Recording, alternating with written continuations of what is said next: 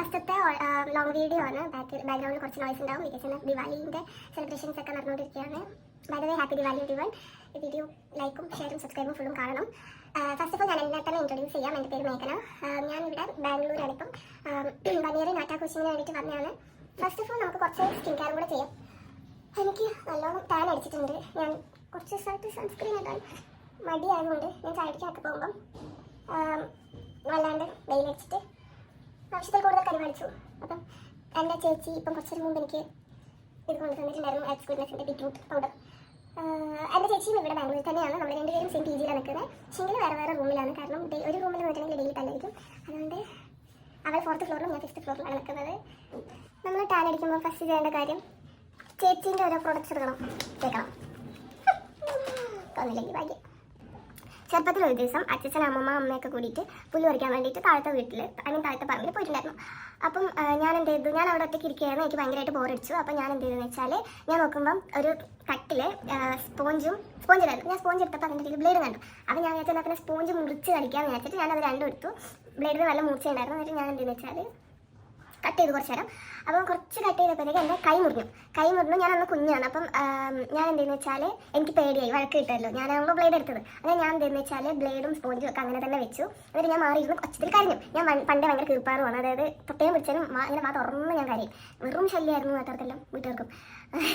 അപ്പം ഞാനങ്ങനെ കുത്തിയിരുന്ന് കരഞ്ഞിട്ടാകുമ്പോഴത്തേക്ക് എന്നോട് അമ്മമ്മ അച്ഛൻ ആദ്യം വന്ന് ചോദിച്ചു, എന്ത് പറ്റും മക്കളെ, എന്തിനെങ്ങനെ കരയുന്നതെന്നൊക്കെ ചോദിച്ചപ്പോൾ ഞാൻ പറഞ്ഞു ബ്ലേഡ് വന്ന് എൻ്റെ കൈ മുറിച്ചു എന്ന് പറഞ്ഞു. സംഭവം ഞാൻ വിചാരിച്ചു അവർ വിശ്വസിച്ചു അത്. പക്ഷേങ്കിൽ അന്നേരം എനിക്ക് ബുദ്ധിയില്ല, ഇപ്പോഴും എനിക്ക് ബുദ്ധിയില്ല. അപ്പം അവർ പിന്നെ കളിയല്ലേ എന്ന് വിചാരിച്ചിട്ട് വെറുതെ വിട്ടു തന്നെ. കുറേ നേരം കളിയാക്കി. പക്ഷേ എനിക്കൊന്നും മനസ്സിലായില്ല കളിയാക്കിയിട്ട്. ഞാൻ വിചാരിച്ചത് വിശ്വസിച്ച് മണ്ടന്മാരൊക്കെ വിശ്വസിച്ചില്ല. അതിന് ഇപ്പം എല്ലാ കുടുംബക്കാരെല്ലാം കൂടെ കൂടുമ്പം ഇവർക്ക് ടോപ്പിക്കൊന്നും കിട്ടിയില്ലെങ്കിൽ ഇപ്പം ഞാനാണ് അതിനകത്തെ ടോപ്പിക്. ഞാൻ ബ്ലേഡ് വെച്ച് കഴിച്ചു ടോപ്പിക്. ഞാൻ തന്നെ ഒന്ന് മറന്നു വരുമായിരുന്നു ആ കാര്യം. പക്ഷേങ്കിൽ ഇന്നലെ രാത്രി അമ്മ ഒന്ന് വീഡിയോ കോൾ ആക്കിയിട്ടുണ്ടായിരുന്നു. ഞാൻ അമ്മ ഡെയിലി വീഡിയോ കോൾ ആക്കാറുണ്ട്. പക്ഷേ ഇന്നലെ വീഡിയോ കോൾ ആക്കിയപ്പോൾ കുറേ നേരം നമ്മൾ നിന്നു. അല്ലെങ്കിൽ ജസ്റ്റ് കുറച്ച് നേരം സംസാരിച്ചിട്ട് കട്ടാക്കി പോകാം.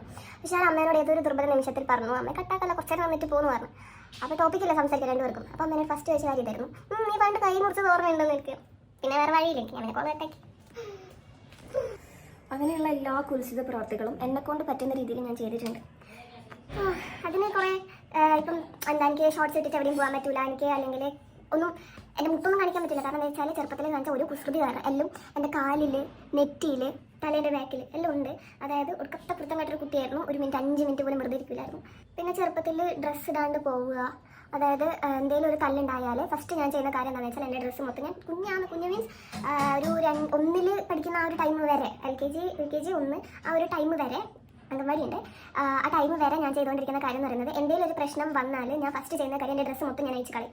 എന്നിട്ട് ഞാൻ പറമ്പിൻ്റെ മുകളിലേക്ക് ഓടിപ്പോവും. എന്നിട്ട് അവിടെ വന്നിട്ട് ഞാൻ കരയും. എന്തൊക്കെ സൈക്കോതെറ്റാണ് ഞാൻ കാണിച്ചു വിട്ടത്. എന്നെപ്പോലെ ഇത്രയും പുസ്തക്കേടുള്ള ഒരു ആളാണ് നിങ്ങളെങ്കിൽ ഡെഫിനറ്റ് ആയിട്ടും കമൻറ്റ് ചെയ്യണം. ഉണ്ടാവില്ല എന്നെപ്പോലത്തെ. ഇത് ഭയങ്കര കുത്തക്കേടാണ്. ഞാനിപ്പോൾ ആരോടെങ്കിലും വലിയ കാര്യത്തിൽ എങ്ങനെയെല്ലാം ഞാൻ ചെറുപ്പത്തിൽ കാണിച്ചെന്ന് പറയുമ്പോൾ ഞാൻ വിചാരിക്കും അവരെങ്കിലും എന്തെങ്കിലും ഇങ്ങനത്തെ സ്റ്റോറി ഉണ്ടാകും. പക്ഷേ ആ സ്റ്റോറിയെല്ലാം കേട്ട് കഴിയുമ്പോൾ അവരെന്നോട് പറയും, ഇല്ല ഞാൻ ചെറുപ്പത്തിൽ ഇങ്ങനെയൊന്നും ആയിരുന്നില്ല, ഞാൻ നല്ല കുട്ടിയായിരുന്നു. അത് കേൾക്കുമ്പോൾ എൻ്റെ ചങ്ക് പൊട്ടും. ഈ വീഡിയോ കാണുമ്പം എൻ്റെ അച്ഛനും അമ്മയും വിളിച്ചിട്ട് എന്നോട് ചോദിക്കാൻ പോകുന്ന കാര്യം, ഇപ്പം നിനക്ക് എന്തെങ്കിലും കുത്തക്കേടിന് കുറവുണ്ടോന്നായിരിക്കും. ഇല്ല, അതിൻ്റെ ആവശ്യമില്ല. ശരിക്കും നമുക്ക് ഒറ്റ ചെയ്തല്ലോ, അത് കുസൃതി കളിച്ച് തീർക്കണമെന്നല്ലേ ശരിക്കും വേണ്ടത്.